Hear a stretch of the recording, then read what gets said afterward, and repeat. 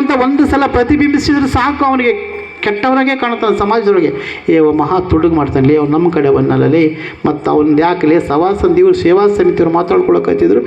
ಬಂದ ಏನೋ ಅಂದ ಏನು ಮತ್ತು ಕಾಶಿ ವಿಶ್ವನಾಥನ ದರ್ಶನಕ್ಕೆ ನೀವೆಲ್ಲ ಪಾದಯಾತ್ರೆ ಹೊಂಟೀರಿ ಅಂತಲ್ಲ. ಹೌದು ಹೊಂಟಿವಪ್ಪ. ಮತ್ತು ನಮ್ದೊಂದು ಹೆಸರು ಬರ್ಕರಿ ಅಂದ. ಇವ್ರಿಗೆ ಗೊತ್ತಾಗ್ತಿಲ್ಲ, ಮೊದಲೇ ಇವತ್ತು ಹುಡುಗದ್ದ.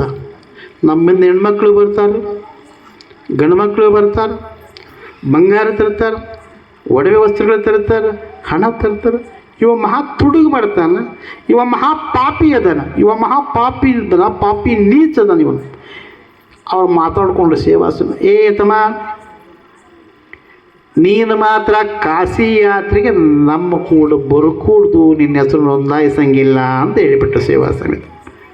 ಏನು ತಿಂಗಳ ಪರ್ಯಂತ ಪುರಾಣ ಕೇಳ್ಯಾರ ಅಂತೇಳಿ ನೀವು ಹೊಸ್ತ ಕಾಶಿ ಯಾತ್ರೆ ಹೋಗಿ ನಾವು ಬರೋವ ಅಂತ ನಾವು ಬರ್ಕೊಳಲ್ಲ ಅಂತ ಅವ ಅಂತಿದ್ರು. ಅದು ಹೆಂಗೆ ಹೋಗಿರಿ ಹೋಗಂದ್ರಿ ಅಂತ ನಾವು ಇವ್ರಿಗೆ ಬರ್ಕೊಳ್ಳಿಲ್ಲ. ಅವ್ರು ಹಠ ಮಾಡೋದು ಬೀಳಿಲ್ಲ. ಸೇವಾ ಸಮಿತಿ ಹೊಂಟ್ಬಿಟ್ರು ತಮ್ಮ ಮನೆಗೆ. ಮತ್ತು ಮಾರನೇ ದಿವಸ ಮತ್ತು ತುಡುಗು ಮಾಡೋ ಬಂದ ಅಜ್ಜರ ಪೂಜೆ ಕುಂತಿದ್ರು ಗದ್ದಿಗೆ ಒಳಗೆ. ಅಜ್ಜರು ಬರೋವರೆಗೆ ಕಟ್ಟಿ ಮೇಲೆ ಕುಂತಿದ್ದೀವ. ಇವನು ನೋಡಿ ಕೆಲವು ಮಂದಿ ನೋಡಿ ಹೋಗೋರು.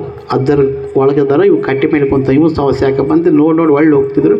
ಅಜ್ಜರೇನು ಇಸ್ಲಿಗೆ ಶಿವಾರ್ಚನೆ ಮಾಡ್ಕೊಂಡು ಹೊರಗೆ ಬಂದರು. ಅಜ್ಜರ ಪಾದಕ್ಕೆ ಬಿದ್ದವ ಮಹಾ ತುಡುಗು ಮಾಡೋ ಪಾಪಿ.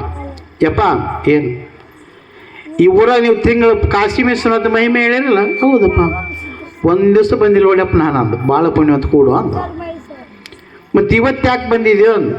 ಮತ್ತು ನೀವೇನೋ ಕಾಶಿ ಯಾತ್ರೆಗೆ ಎಲ್ಲರೂ ಕರ್ಕೊಂಡು ಹೋಗ್ತೀರಿ ಅಂತಲ್ಲ, ಅದಕ್ಕೆ ಬಂದೆ ನಾನು. ಈಗ ಅದಕ್ಕೆ ನಾನೇನು ಮಾಡಲಿ ಅಂದ್ರೆ ಅಜ್ಜರು. ಮತ್ತು ನಾನು ಬರವ. ಹಂಗಾದ್ರೆ ಸೇವಾ ಸಮಿತಿಯವರು ಅದರಪ್ಪ, ಅವರಲ್ಲಿ ಹೆಸರು ನೋಂದಾಯಿಸು ಅಂದ್ರೆ ಹೆಸರು ಬರ್ಸು ಅಂದು.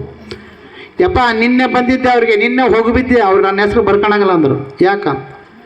ನಾನು ಮಹಾ ಪಾಪಿ ಅದೀನಂತ, ಮಹಾ ತುಡುಗದಿನಂತ, ಮಹಾ ಧಗಲ್ಬಾಜಿ ಅದೀನಂತ, ಅದಕ್ಕೆ ನನ್ನ ಹೆಸರು ನೋಂದಾಯಿಸ್ಕೊಳ್ಳಿಲ್ಲ ಅವರು. ಅದಕ್ಕೆ ನಾನು ಬರ್ತೀನಿ ಅಂತ.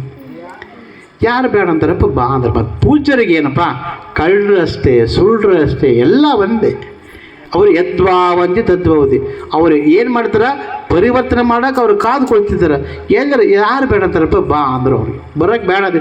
ಯಾರು ದೇವ್ರ ದರ್ಶನಕ್ಕೆ ಬರ್ತೀವಿ ಅಂತಾರೆ ಬೇಡ ಅಂತಾರೆ. ನೀನು ಪೂಜ್ಯರು ಇಲ್ಲ ಬಾರಪ್ಪ ಅಂತ. ನೀ ಪಾಪಿ ಅದಿ ಬ್ಯಾಡ ಹೋಗೋಕ್ಕೆ ಆಗಂಗಿಲ್ಲ ಯೋಗಿಗಳಿಗೆ. ಯಾಕಂದರೆ ಅವರು ತಪೋನಿಷ್ಠರು. ಯಾವ ಸಮಯದಾಗ ಈ ಕಾವಿ ಲಾಂಛನ, ಅದಕ್ಕೆ ಯೋಗಿಗಳನ್ನಾಗಿ ಮಾಡುವುದಕ್ಕಾಗಿ ಕಾವಿ, ತ್ಯಾಗಿಗಳನ್ನಾಗಿ ಮಾಡುವುದಕ್ಕಾಗಿ, ವಿರಾಗಿಯನ್ನಾಗಿ ಮಾಡುವುದು ಕಾವಿ, ವೈರಾಗ್ಯವನ್ನು ಸುಡುವುದು ಕಾವಿ, ಅಷ್ಟಮದಗಳನ್ನು ತುಳಿಯುವುದು ಕಾವಿ. ಅದಕ್ಕಾಗಿ ಅವರು ಕಾವಿ ಲಾಂಛನಾಗಿರ್ತಕ್ಕಂಥ ತಪೋನಿಷ್ಠರು ಹೇಳಿದ್ರು, ಯಾರು ಬೇಡ ಅಂತಾರಪ್ಪ? ಬಾ ನೀನು ಕಾಶಿ ವಿಶ್ವನಾಥಗೆ ಅಂದರು. ಹಾಗಾದ್ರೆ ಅಜ್ಜರ ನೀವು ನನ್ನ ಹೆಸರು ಬರ್ಕೋರಿ ಅಂತ. ಆಯ್ತು, ಯಾರು ಬೇಡ ಅಂತಾರೆ? ಬಾರಪ್ಪ ಹೇಳಿದ. ಹೊಂಟು ಎಂದು ಹೋಗೋದ್ರಿ? ಮತ್ತು ಸೋಮವಾರ ದಿವಸ ಹೋಗೋದು ನೋಡಿ, ಬಾ ಬೆಳಗ್ಗೆ ಎದ್ದು ಹೊಂಟು. ಆಯ್ತು ನೋಡ ಸರ್, ನಾನು ಬರ್ತೀನಿ ನಾನು. ಸೇವಾ ಸಮಿತಿಯವರು ಬಂದರು. ಸೇವಾ ಸಮಿತಿಯವ್ರ ಕಣ್ಣು ಅವನ ಮೇಲೆ, ಯಾರ ಮೇಲೆ? ತುಡುಗು ಮಾಡೋ ಕಳ್ಳನ ಮೇಲೆ. ಅಜ್ಜರ ತಲೆ ಬಂದು, ಅವನು ಯಾತಕ್ಕೆ ಬಂದಿದ್ದ? ಅವನು ಕಾಶಿ ವಿಶ್ವನಾಥನ ದರ್ಶನಕ್ಕೆ ಬರ್ತಾನಪ್ಪ. ಅದಕ್ಕೆ ನೀವೇನಂದ್ರಿ? ನಾನು ಬಾ ಅಂತೀನಿ. ತಪ್ಪು ಮಾಡಿಬಿಟ್ರಿ ಅಂದ್ರೆ ಅವರು. ಅವ ಮಹಾಪಾಪಿ ಅದನ, ಮಹಾ ತುಡುಗದನ, ಮಹಾ ಧಗಲ್ ಬಜ್ಜದನ. ಅಂಥವನ್ನ ಕರ್ಕೊಂಡು ನಾವು 8 ಮಕ್ಕಳು ಕಟ್ಕೊಂಡು ನಿಮ್ಮ ಜೊತೆಗೆ ಹೆಂಗೆ ಬರಬೇಕು ನಾವು?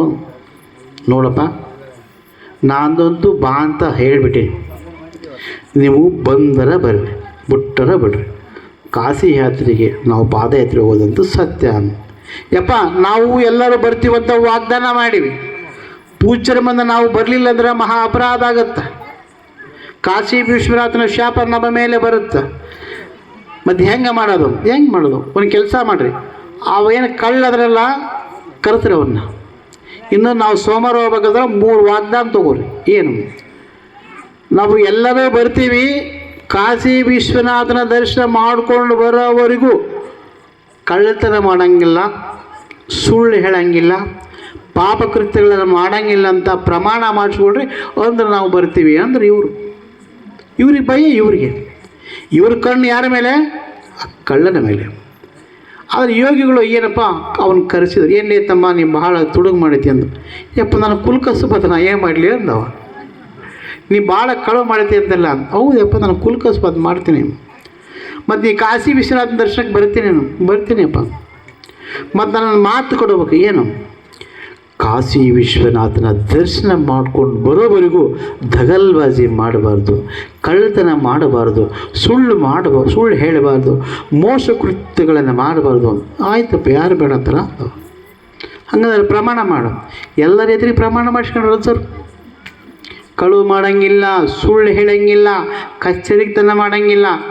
ಎಲ್ಲರ ಗಂಟು ಮಟ್ಟಿ ಕಟ್ಟಿಕೊಂಡು ಇನ್ನೇನು ಬುತ್ತಿ ಮಾಡಿಕೊಂಡು ದಿನಸಾಗರ ಬುತ್ತಿ ಮಾಡಿಕೊಂಡು ಕಾಶಿ ಯಾತ್ರೆಗೆ ಅಜ್ಜನ ಕರ್ಕೊಂಡು ಸೋಮವಾರ ಹೊಂಟ್ರು.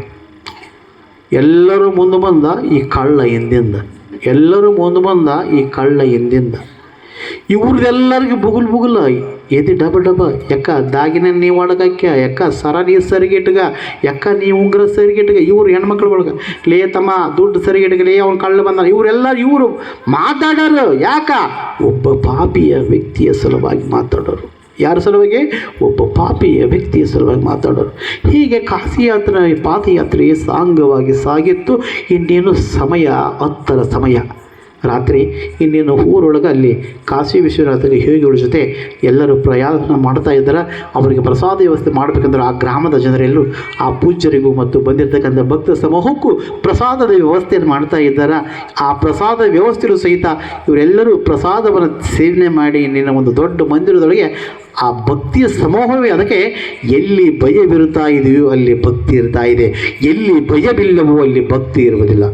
ಭಯ ಇರಬೇಕು ಭಕ್ತರಂಗೆ ಅಂತ, ಭಯ ಇರಬೇಕು. ಹೀಗೆ ಆ ಗ್ರಾಮದ ಜನರೆಲ್ಲ ಅವರಿಗೆ ಇಳ್ಕೊಳ್ಳೋಕ್ಕೆ ಎಲ್ಲ ವ್ಯವಸ್ಥೆ ಮಾಡಿದರು. ಎಲ್ಲ ಯಥೇಚ್ಛವಾಗಿ ದಾಸೋಹದೊಳಗೆ ಪ್ರಸಾದ ಊಟ ಮಾಡಿದರು. ಅಜ್ಜರು ದಣದು ಬಂದಿದ್ರು, ಒಂದು ಪಲ್ಲಂಗ ಹಾಕಿದ್ರು, ಅಜ್ಜರು ಮಲ್ಕೊಂಡ್ಬಿಟ್ರು. ಇವರೆಲ್ಲರೂ ಆಸೆ ಬಂದವರು ಹೆಣ್ಮಕ್ಳು ಗಂಡ್ಮಕ್ಳು ಎಲ್ಲ. ಇವಾಗ ಕಳ್ಳು ಒತ್ತಟಕ್ಕೆ ಹಾಸಿಗೆ ಕುಂತ್ಕೊಂಡ್ರು.